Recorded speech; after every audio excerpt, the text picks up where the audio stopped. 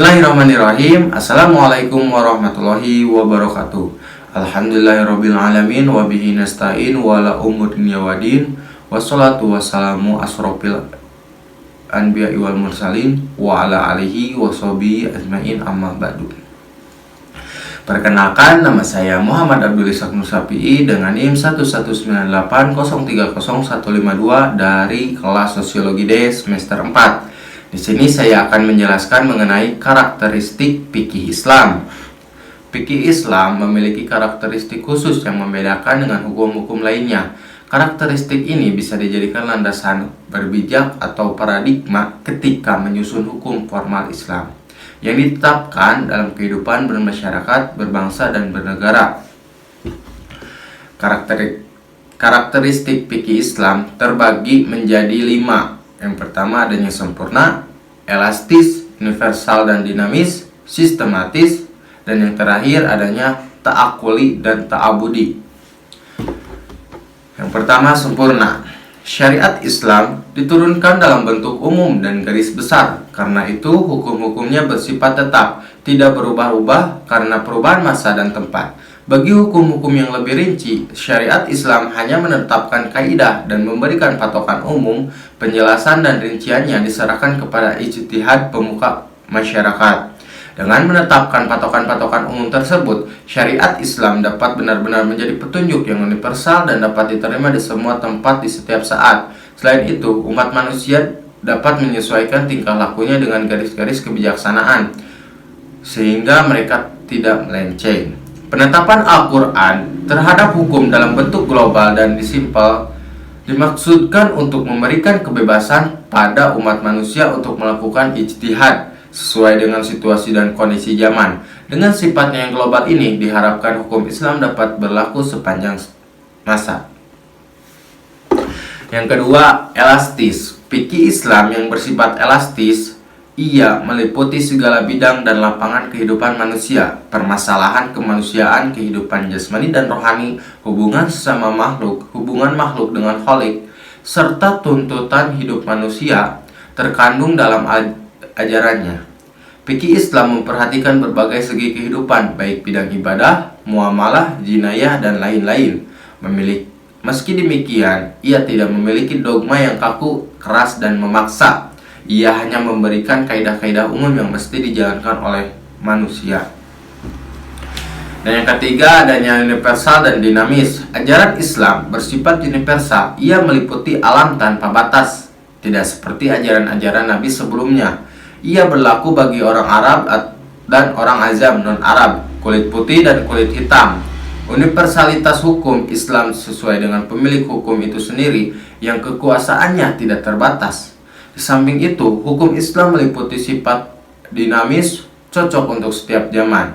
Bukti yang menunjukkan apakah hukum Islam memenuhi sifat tersebut atau tidak harus dikembalikan kepada Al-Quran. Karena Al-Quran merupakan wadah dan ajaran Islam yang diturunkan Allah kepada umatnya di muka bumi.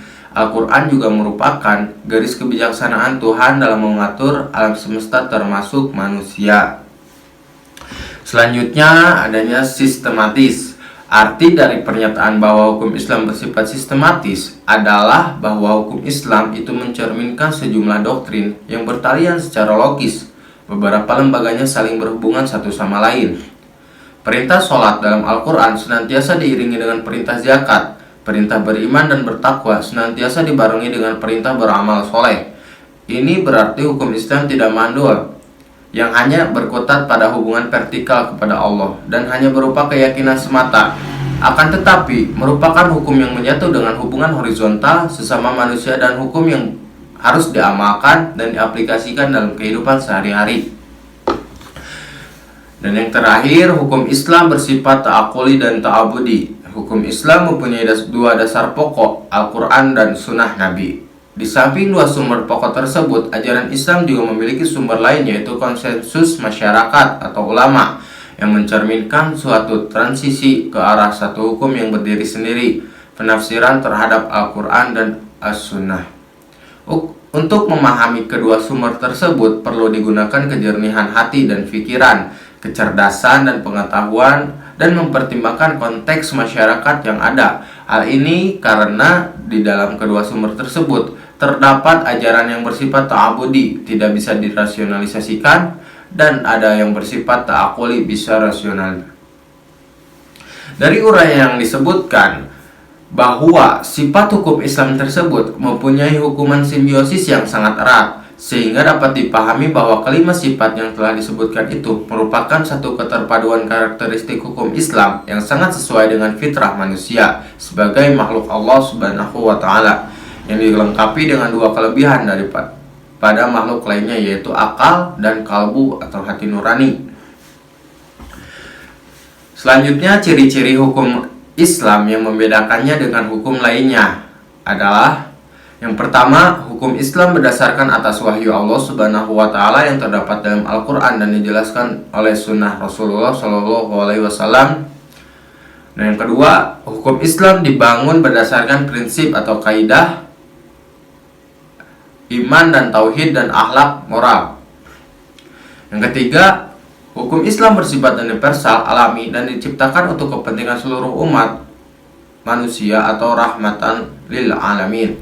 Dan yang keempat, hukum Islam memberikan sanksi di dunia dan sanksi di akhirat kelak. Dan yang kelima, hukum Islam mengarah kepada jamaiyah, kebersamaan yang seimbang antara kepentingan individu dan masyarakat.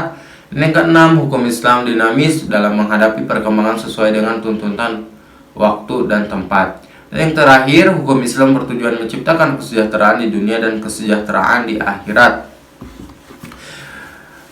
Dapat saya simpulkan bahwa melihat pada tujuan diundangkannya hukum Islam yang mewujudkan kemaslahatan manusia dan menyiapkan mafsadat, maka segala maslahat yang diatur dalam nas adalah menjadi hujjah atau sumber hukum Islam.